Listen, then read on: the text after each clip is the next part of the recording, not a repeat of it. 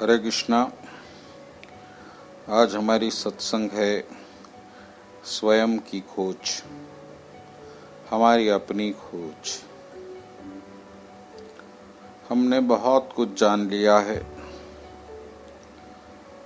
हमने सारी दुनिया के बारे में जान लिया है। हमने धन को जान लिया है, संबंधों को जान लिया है। लेकिन इस दौड़ में हम खुद को ढूंढने में सफल नहीं हुए।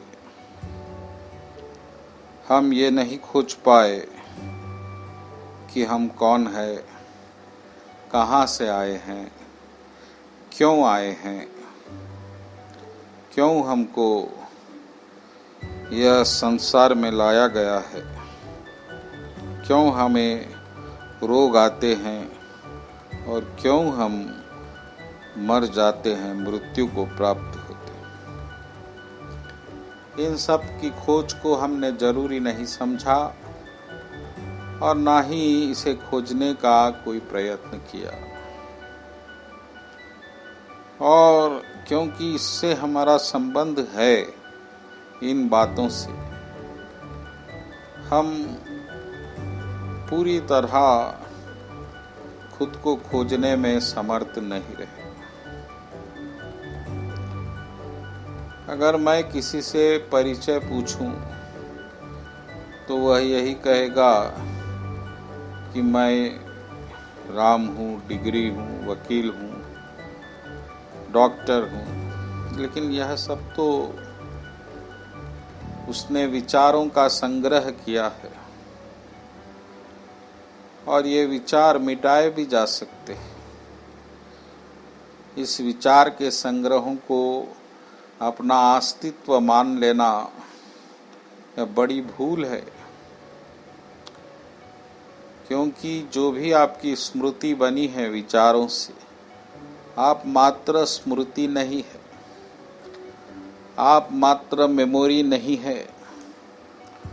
क्योंकि ये मेमोरी जब नहीं थी तभी भी आप थे, और जब ये मेमोरी आगे नहीं रहेगी तो भी आप रहेंगे।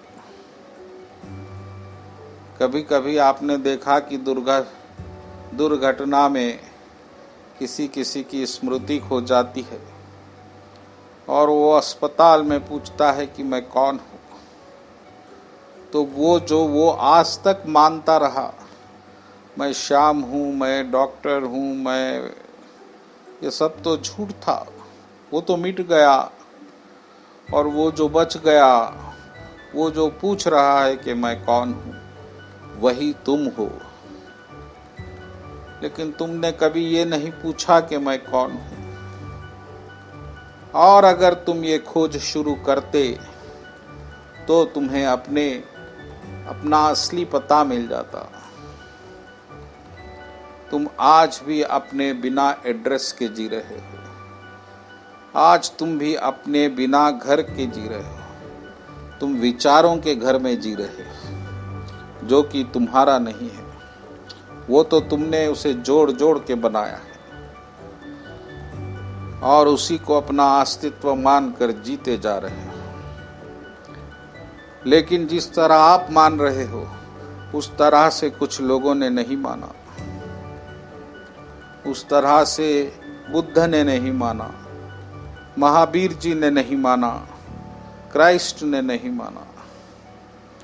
और इन लोगों ने खोज की और इस खोज से ही उनको पता चला कि वो क्या है। और ये उन्होंने दुनिया को भी बताया बिना खोज के, क्योंकि आपको तो खोज करनी ही नहीं पड़ेगी अगर आप उनकी खोज ले लेते हैं। लेकिन आपने वो भी नहीं किया। आपने ये भी जानने की कोशिश नहीं की कि उन्होंने खोज की क्यों और उन्होंने खोज करके क्या पाया। आपने यह भी कोशिश नहीं की। और भगवान तो स्वयं आकर यहाँ उन्होंने भगवत गीता कही, उन्होंने बताया कि तुम कौन हो। और सुनिए भगवान क्या कह रहे हैं कि तुम कौन हो। भगवान कह रहे हैं कि तुम ये निचले स्तर का शरीर नहीं हो, तुच्छ कोटि के शरीर नहीं हो, तुम जल जाने वाले शरीर नहीं हो, तुम मिट जाने वाले शरीर नहीं हो। न तुमको वायु सुखा सकती है, जल भिगा सकता है और अग्नि जला सकती है। इन लोगों में इतनी ताकत नहीं है कि तुमको छू सके। तुम इतने उत्तम हो, तुम अनंत हो, तुम दिव्य हो, तुम सनातन हो, तुम अचल हो, तुम अनंत काल से हो, तुम यौवन स्वरूप हो, दिव्य स्वरूप हो, आनंद स्वरूप हो। इतनी तुम्हारी योग्यताएं, इतने तुम्हारे दिव्य लक्षण, लेकिन तुम्हारी स्थिति उसी तरह है जैसे कि कोई स्त्री अपने गले में ही अमूल्य हार पहनकर भूल गई है और वह नाना प्रकार के कष्ट कुछ धन के लिए कर रही है, धन के लिए तरस रही है। तुम भी इस खोज को भूलकर, अपने आत्म स्वरूप को भूलकर नाना प्रकार के संघर्ष में मन और बुद्धि के साथ संघर्ष करते जा रहे हो और फिर भी कोई मंजिल आपको संतुष्ट करने वाली नहीं मिल रही। इसलिए भक्तगणों, पहले अपने आप को खोजो। जो खुद को नहीं खोज सका वो भगवान को कैसे खोजेगा? जो खुद से नहीं मिल सका वो भगवान से कैसे मिलेगा? और जो खुद को जान नहीं सका वो भगवान को कैसे जानेगा? भगवान गीता में बार बार कह रहे हैं कि तुम शरीर नहीं हो, तुम शरीर में हो। जिस तरह कोई कमरे में रहता है वो कमरा नहीं हो जाता। तुम तो अपनी दिव्य शक्ति से शरीर को धारण किए हुए हो और तुमने करोड़ों जन्मों में करोड़ों शरीरों को धारण कर लिया है और उसे फिर छोड़ भी दिया है। तो शरीर तुम्हारे लिए एक निम्न कोटि, छोटी कोटि की वस्तु है, तुच्छ वस्तु है। तुम्हारा स्वरूप दिव्य है और कृष्ण कह रहे हैं कि मेरा स्वरूप, मेरा तत्व और तुम्हारा तत्व एक है। आत्मा का तत्व और परमात्मा का तत्व एक है और तुम ऐसे अपने तत्व को भूलकर उस निश्चर, क्षणिक, मिट जाने वाले शरीर को, अपने आप को समझकर नाना प्रकार के संघर्षों में, जंजाल में लिप्त हुए जा रहे हो। इसीलिए आज से अपनी खोज शुरू कर दो, अपने दिव्य स्वरूप को पहचानो और जैसा दिव्य स्वरूप आपको पता चलेगा तब आप जान पाएंगे कि आप इस शरीर के अंश नहीं, आप प्रभु के अंश है।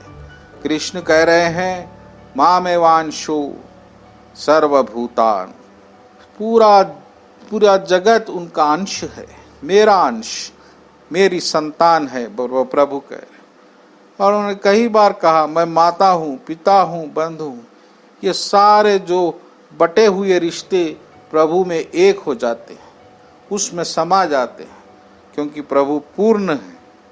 और इसी तरह आप उनसे अपना संबंध जोड़कर दिव्य लोक का आनंद इसी शरीर में रहते हुए ले सकते हैं। लेकिन तुमको खोज करनी होगी, अपने आप को खोजो। महापुरुष जिन्होंने खुद को खोजा है, खोजने में सफल हुए, उनके ज्ञान का आश्रय लो और ढूंढो। बुद्ध को ढूंढो, कबीर को ढूंढो, कृष्ण को ढूंढो, राम को ढूंढो और तुम्हें सहज ही अपना मनचाहा मार्ग मिल जाएगा, आनंद का मार्ग मिल जाएगा, मोक्ष का मार्ग मिल जाएगा।